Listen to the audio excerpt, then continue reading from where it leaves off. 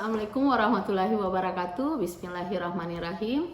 Semoga kita semua senantiasa dalam keadaan sehat, penuh semangat, selalu dalam lindungan dan keberkahan Allah Subhanahu wa Ta'ala. Perkenalkan, saya Wahyuni Husna, sarjana sosial, sarjana psikologi, dan Master of Science. Saya dosen di salah satu perguruan tinggi swasta di Kota Makassar, yakni Sekolah Tinggi Ilmu Kesejahteraan Sosial. Saya mengampu mata kuliah psikologi ilmu kesejahteraan sosial. Video ini merupakan bagian dari unjuk kinerja dosen dalam pelaksanaan Tridharma perguruan tinggi, khususnya dalam bidang pengajaran dengan fokus pada penerapan delivery, interaction, dan assessment sesuai pedoman sertifikasi dosen tahun 2025. Pada kesempatan ini saya akan menyampaikan praktik pengajaran untuk mata kuliah psikologi untuk kesejahteraan sosial pada semester 3 dengan bobot 3 SKS. Mata kuliah ini bertujuan membekali mahasiswa dengan pemahaman psikologis yang aplikatif dalam kerja sosial serta menganalisis perilaku individu dan kelompok dalam berbagai situasi sosial sehingga dapat digunakan sebagai dasar dalam intervensi sosial. Saya mengampu mata kuliah ini di beberapa kelas reguler, masing-masing dengan jumlah mahasiswa sekitar 20-30 orang. Penerapan yang pertama yakni delivery, penyampaian materi ke mahasiswa. Materi ini disampaikan menggunakan pendekatan andragogik dan student center learning dengan metode ceramah interaktif, studi kasus, presentasi kelompok, dan diskusi reflektif. Pembelajaran dilaksanakan secara hibrid, yakni kombinasi tatap muka dan daring dengan memanfaatkan Zoom, Google Meet, serta LMS kampus. Pokok bahasan utama meliputi yang pertama pengantar psikologi dan relevansinya dalam kesejahteraan sosial, yang kedua perkembangan psikososial sepanjang daur hidup, yang ketiga dinamika kepribadian dan perilaku sosial, yang keempat stres, trauma, dan mekanisme coping. Kesehatan mental komunitas, perilaku menyimpang, dan intervensi psikososial. Yang terakhir, kita juga membahas tentang psikologi dalam konteks pemberdayaan sosial. Materi didukung oleh RPS yang disusun berdasarkan capaian pembelajaran program studi dan dikaitkan dengan fenomena sosial kontemporer. Yang kedua, metode interaksi pembelajaran. Saya mendorong interaksi aktif melalui diskusi kelompok berbasis kasus nyata dari lapangan kerja sosial atau praktik-praktik sosial yang ada di lingkungan kampus dan lingkungan tempat tinggal mahasiswa. Yang kedua yakni refleksi individu mengenai pengalaman sosial psikologis penyandang masalah sosial psikologi. Yang ketiga, sesi presentasi kelompok dengan topik seperti masalah kesehatan mental di komunitas marginal, dinamika keluarga miskin, atau psikologi kekerasan dalam rumah tangga. Hal ini banyak terjadi di fenomena saat ini. Yang keempat, pemanfaatan media komunikasi seperti WhatsApp group dan Telegram untuk konsultasi dan diskusi di luar jam kuliah.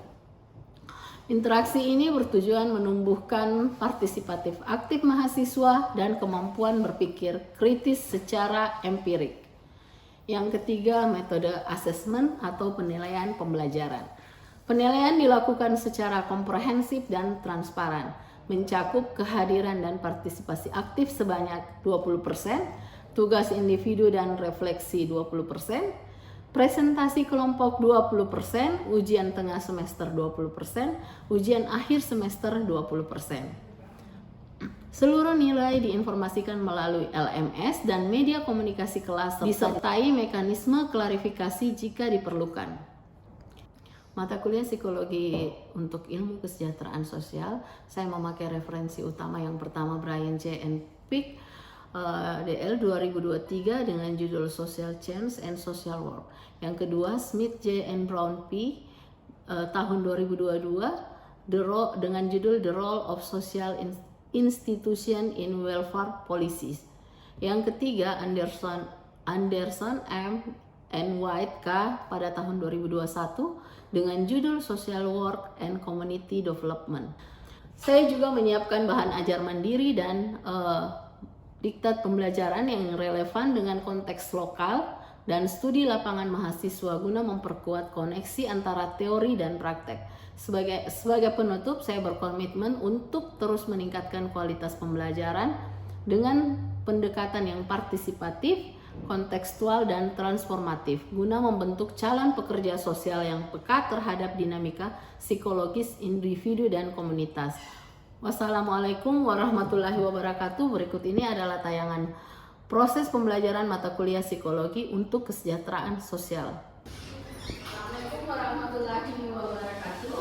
Waalaikumsalam warahmatullahi wabarakatuh. Selamat pagi anak-anakku tercinta. Pagi. Bagaimana, sehat semuanya? Alhamdulillah. Yang satu tidak mau di belakang. Sakit ya? Saya Ibu Wahyuni Husna, sarjana sosial, sarjana psikologi, Master of Science. Saya mampu mata kuliah psikologi untuk kesejahteraan sosial. Mata kuliah ini 14 kali pertemuan. Bisa dilihat di atas pokok bahasannya. Pertemuan pertama pendahuluan psikologi sosial dan hubungannya dengan ilmu kesejahteraan sosial. Yang kedua, konsep dasar psikologi sosial dan ruang lingkup kajian. Pada pertemuan ketiga, persepsi sosial dan atribusi, cara memahami orang lain. Pertemuan keempat, konformitas, obedience, dan pengaruh sosial. Yang pertemuan kelima, prasangka, diskriminasi, dan identitas sosial. Pertemuan keenam, hubungan antar personal, cinta, persahabatan, dan dinamika sosial. Pertemuan ketujuh, konflik sosial dan strategi penyelesaian konflik. Pada pertemuan ke-8 kita akan ujian tengah semester. Ujian tengah semester itu ya bisa kita lisan, bisa kita tulisan, ataupun hanya sekedar menyetor tugas dalam bentuk video, makalah, ataupun paper.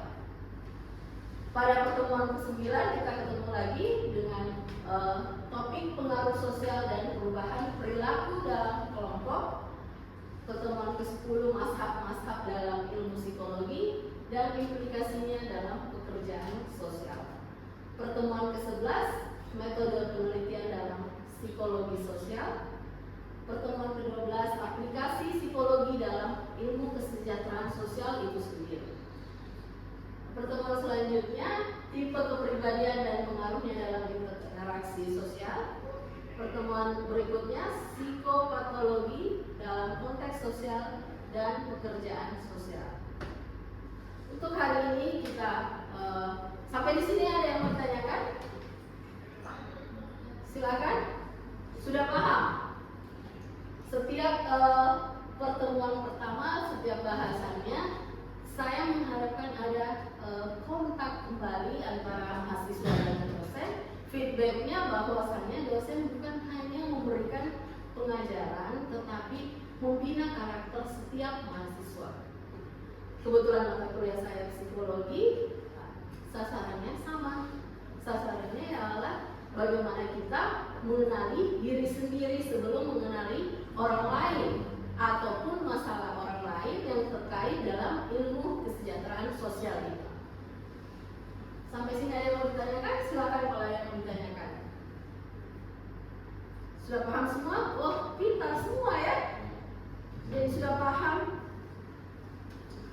psikologi dan ilmu kesejahteraan sosial itu memiliki hubungan yang erat dengan berbagai disiplin ilmu lainnya. Psikologi mempelajari perilaku manusia, memberikan landasan bagi ilmu kesejahteraan sosial yang berfokus pada kesejahteraan masyarakat. Bahwa memberikan landasan bagi ilmu kesejahteraan sosial yang berfokus pada kesejahteraan masyarakat. Karena dia dikatakan landasan kesejahteraan sosial untuk kesejahteraan masyarakat, maka psikologi itu merupakan akar untuk membuat pohon yang rindang tumbuh subur. Paham? Akar dari psikologi itu menjadi akar untuk membuat pohon yang rindang dan tumbuh subur berbuah banyak. Karena kan dia landasan masyarakat, landasan kesejahteraan sosial masyarakat. Ketika secara psikologis Anda tidak mengenali diri Anda sendiri, Anda tidak akan mungkin bisa menyelesaikan masalah orang lain.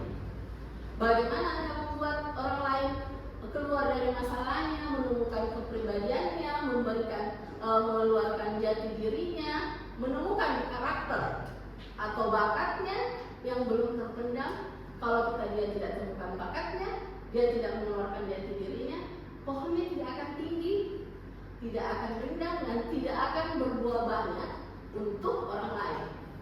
Iya kan?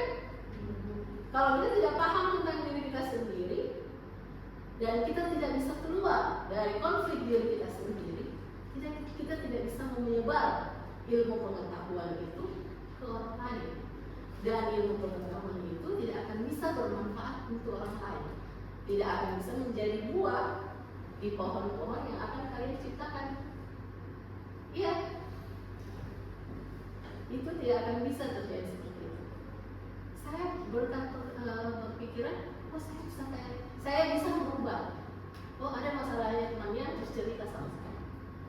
Anda hanya jadi teman bicara, teman sharing, tetapi bukan pemutus keputusan atas masalah yang dihadapi oleh teman Anda.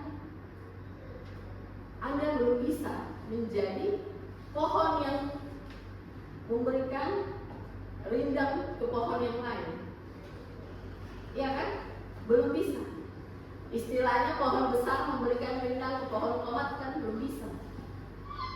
Karena Anda belum paham. Kenapa belum paham dengan dirinya? Iya. Kalau Anda sudah paham dengan diri Anda sendiri, Anda sudah tahu, oh di usia seperti ini saya harus lakukan ini, saya harus ubah ini, saya harus lakukan ini, dan saya harus capai ini. Ketika Anda punya hal seperti itu, otomatis Anda bisa lakukan itu juga pada orang lain. Karena Anda punya tujuan hidup. Ya kan? Kalau kita punya tujuan, otomatis kita bisa memberikan manfaat ke orang lain. Tetapi kalau usia Anda seperti ini sudah tidak punya tujuan, yakinlah manfaat itu tidak ada. Anda berhubungan misalnya, karena ini psikologi sosial adalah ilmu yang luas, kaitannya sangat erat dengan interaksi sosial manusia satu dengan yang lainnya. Misalnya Anda berhubungan lawan jenis, Anda menginginkan lawan jenis Anda mengikuti keinginan Anda, tetapi Anda tidak pernah memahami diri Anda itu seperti apa. Jangan mau diikuti kalau belum memahami. Oh, saya seperti ini. Lantasan dia saja tidak mengerti, saya pun tidak mengerti diri saya. Iya kan? Lantas sama orang marah. Kenapa dia tidak ikuti saya? Kenapa dia marah? Anda pun tidak pernah keluar dari masalah diri Anda. Selalu saja mau dipahami. Coba kita dalam konteks contoh yang berbeda. Mungkin itu sedikit rumit untuk Anda. Antara mahasiswa dan dosen. Setelah akhir kuliah, akhir ujian semester, mahasiswa secara psikologis selalu menginginkan nilai itu A, tanpa menyadari bahwa dia belum memiliki atau ada di kapasitas A tersebut. Iya kan? Indikator A itu ada banyak, bukan hanya sekedar kuliah. Kenapa dibilang bukan hanya sekedar kuliah? Karena kita kebetulan mata kuliah psikologi, ya itu tadi, pahami diri Anda. Anda masuk fisik mau jadi mahasiswa saja, atau ketika keluar dari fisik Anda memberi nama yang hebat untuk diri Anda sendiri. Bukan hanya sekedar titel, tetapi Anda bisa berguna dan bermanfaat untuk orang banyak. Berselisih iya, salah paham iya, ada konflik dalam diri iya, konflik internal antar teman iya. Itu semua bukan tidak dihadapi. Konflik dengan dosen iya, tidak mau mengerjakan tugas banyak sekali mahasiswa. Tetapi indikator yang tidak mau mengerjakan tugas berarti bukan sama sekali secara psikologis ya, bukan sama sekali dosen yang rugi. Ini secara psikologisnya kita bahas, bukan dosen yang rugi, tetapi kembali ke mahasiswa. Kalian meminta waktu, misalnya 3 SKS itu 60 menit kali 3. Kalian sudah meminta waktu itu mengeluarkan uang. Misalnya dalam 1 hari Anda mengeluarkan uang makan 15.000, minum 10.000, 25.000, belum bensin. Anda dapat apa dari kampus? Ya kan? Anda harus berpikir, kalau saya nggak kerja tugas, saya nggak pernah rugi. Yang rugi saya. Itu sudah pasti. Kalian yang rugi. Jadi saya mohon mahasiswa, adik-adik mahasiswa paham bahwa bukan hanya sekedar kita menginginkan bahwa ini harus kita capai. CPNK yang pertama harus kita capai di pertemuan pertama. Itu kalau kita CPNK harus ada hasil. Misalnya pendahuluan psikologi sosial dan hubungannya dengan ilmu kesejahteraan sosial.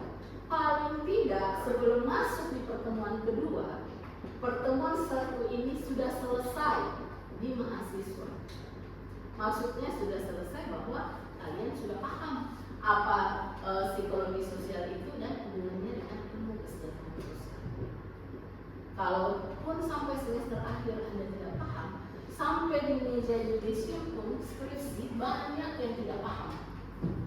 Padahal kita sendiri dosen ingat itu ada di mata kuliah ini loh, ini ada di mata kuliah itu. Di meja yudisium Anda lupa semua.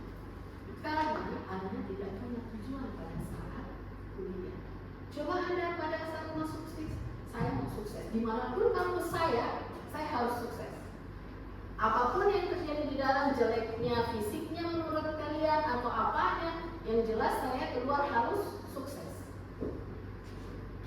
Semakin Anda sering berucap yang baik, semakin itu yang Allah jadikan.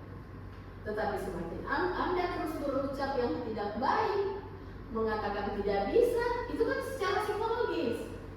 Itu secara psikologis masuk ke diri Anda.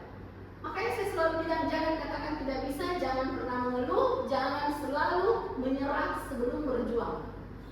Kalaupun kita kalah di tengah perjuangan, itu adalah pembelajaran untuk kita dipacu diri kita untuk bisa lebih baik lagi untuk mencapai yang kita inginkan. Jadi selama ini secara psikologisnya antara manusia dengan keinginannya yang selalu ada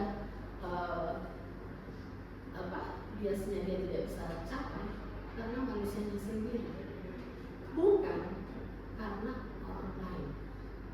Kenapa menjadi bias dan tidak? Karena dia tidak mau melakukan usaha itu.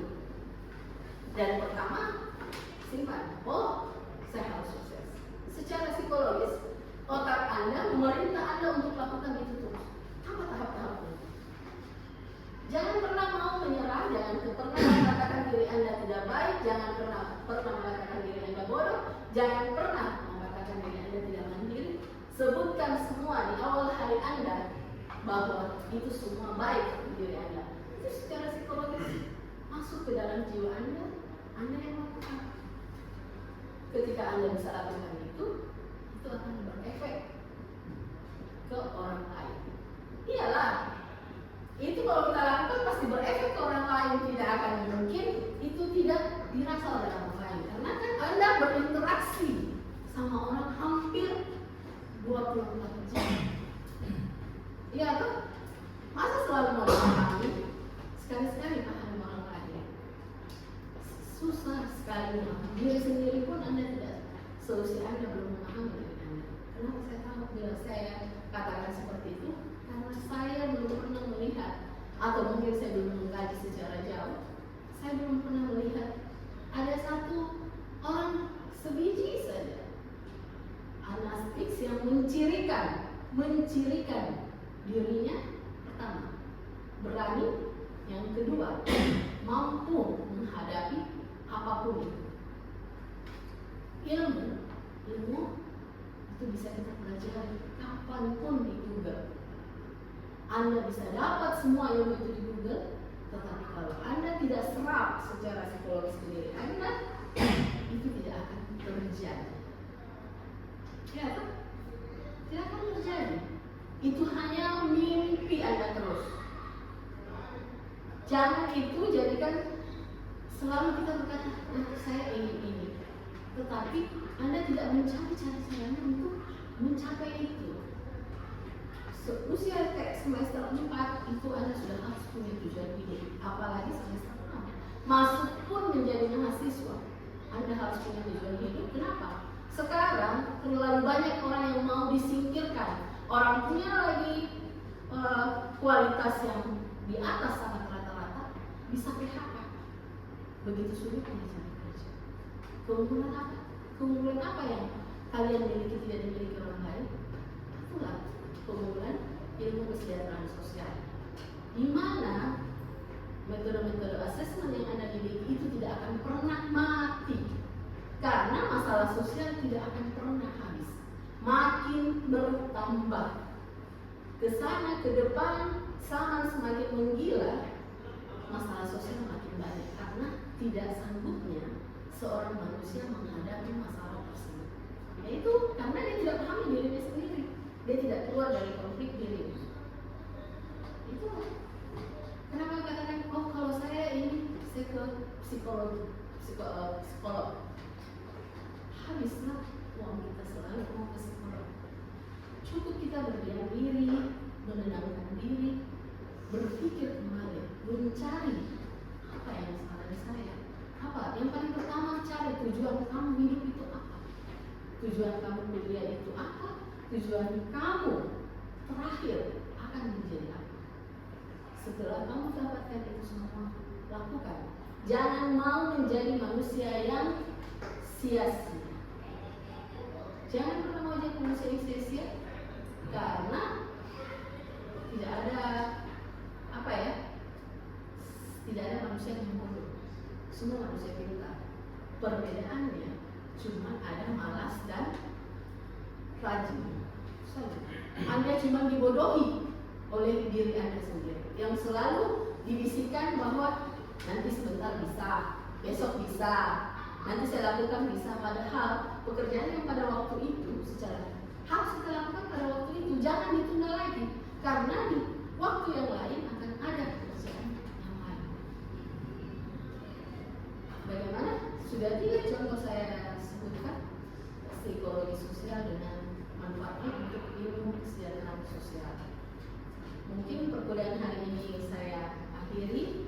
Saya memberi tugas, silakan membuat video tentang masalah-masalah psikologi sosial yang berkaitan dengan ilmu kesejahteraan sosial yang ada di lingkungan tempat tinggal adik-adik. Assalamualaikum warahmatullahi wabarakatuh dan selamat pagi. Kuliah ini memiliki CPL yang pertama, mampu memahami dan menghargai harkat, martabat, keunikan, dan interaksi manusia dalam lingkungan. Yang kedua, mampu melakukan kontak awal dengan manusia dan lingkungan sosialnya. Yang ketiga, mampu menerapkan pemikiran logis, kritis, sistematis, dan inovatif dalam konteks pengembangan atau implementasi ilmu pengetahuan dan teknologi yang memperhatikan dan menerapkan nilai humaniora yang sesuai dengan bidang keahliannya. Yang keempat, mampu mengambil keputusan secara tepat dalam konteks penyelesaian masalah di bidang keahliannya berdasarkan hasil analisis informasi dan data. Mata kuliah ini memiliki CPMK yang pertama, mahasiswa mampu memahami dan menjelaskan konsep dasar psikologi sosial serta relevansinya dalam ilmu kesejahteraan sosial dan praktik pekerja sosial. Yang kedua, mahasiswa mampu menganalisis proses persepsi sosial, atribusi, serta bagaimana individu menilai dan berinteraksi dengan orang lain dalam berbagai konteks sosial.